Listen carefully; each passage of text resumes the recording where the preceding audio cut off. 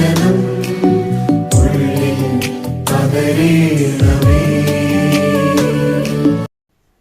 സുഭാഷിതങ്ങൾ 7-ാം അധ്യായം. മകനെ, എൻ്റെ വാക്കുകൾ അനുസരിക്കുകയും എൻ്റെ കൽപ്പനകൾ നിധി പോലെ കാത്തു സൂക്ഷിക്കുകയും ചെയ്യുക. എൻ്റെ കൽപ്പനകൾ പാലിച്ചാൽ നീ ജീവിക്കും. എൻ്റെ ഉപദേശങ്ങൾ കൺമണി പോലെ കാത്തുകൊള്ളുക. അവ നിന്റെ വിരലുകളിൽ അണിയുക, ഹൃദയഫലകത്തിൽ കൊത്തിവെക്കുക. ദുശ്ചരിതയായ സ്ത്രീയിൽ നിന്ന്, മൃദുല ഭാഷണം നടത്തുന്ന സ്വൈരിണിയിൽ നിന്ന് നിന്നെ തന്നെ സംരക്ഷിക്കാൻ ജ്ഞാനത്തോട് നീ എൻ്റെ സഹോദരിയാണെന്നും ഉൾക്കാഴ്ചയോട് നീ എൻ്റെ ഉറ്റ സുഹൃത്താണെന്നും പറയുക.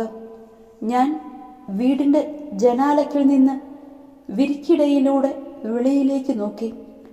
ശുദ്ധഗതിക്കാരായ യുവാക്കളുടെ കൂട്ടത്തിൽ ബുദ്ധിശൂന്യനായ ഒരുവനെ ഞാൻ കണ്ടു.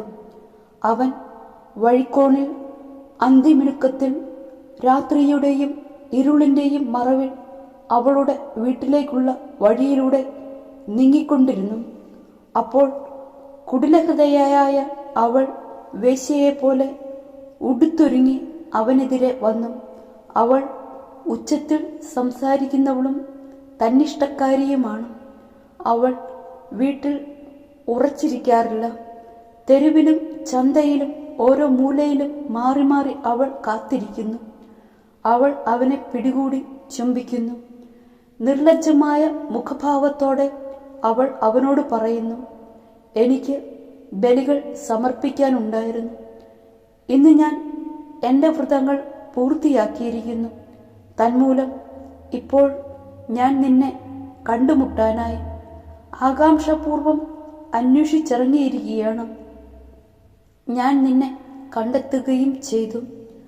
ഞാൻ എൻ്റെ തൽപ്പം വിരികൾ കൊണ്ടും ഈജിപ്തിലെ വർണ്ണപ്പകിട്ടാർന്ന പട്ടുകൊണ്ടും അലങ്കരിച്ചിരിക്കുന്നു.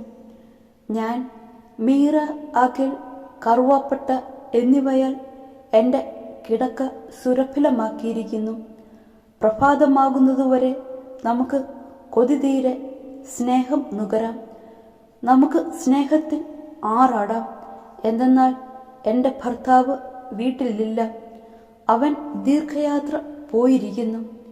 സഞ്ചി നിറയെ പണവും കൊണ്ടുപോയിട്ടുണ്ട്. വെളുത്ത വാവിനെ തിരിച്ചെത്തു. ഒട്ടേറെ ചാടുവാക്കുകൾ കൊണ്ട് അവൾ അവനെ പ്രേരിപ്പിക്കുന്നു. മധുരമൊഴിയാൽ അവൾ അവനെ നിർബന്ധിക്കുന്നു.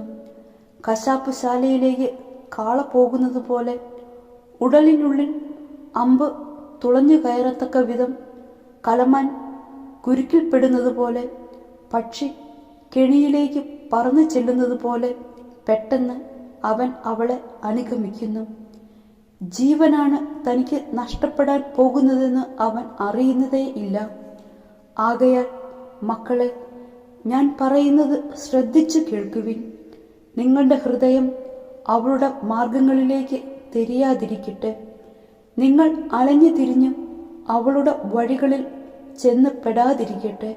എന്തെന്നാൽ അനേകം പേർ അവൾക്കെതിരായി നിലം പതിച്ചിട്ടുണ്ട്. അതെ, അവൾ മൂലം ജീവൻ നഷ്ടപ്പെട്ടവർ അസംഖ്യമാണ്. അവളുടെ ഭവനം പാതാളത്തിലേക്കുള്ള വഴിയാണ്. മരണത്തിൻ്റെ അറകളിലേക്ക് അത് ഇറങ്ങിച്ചെല്ലുന്നു.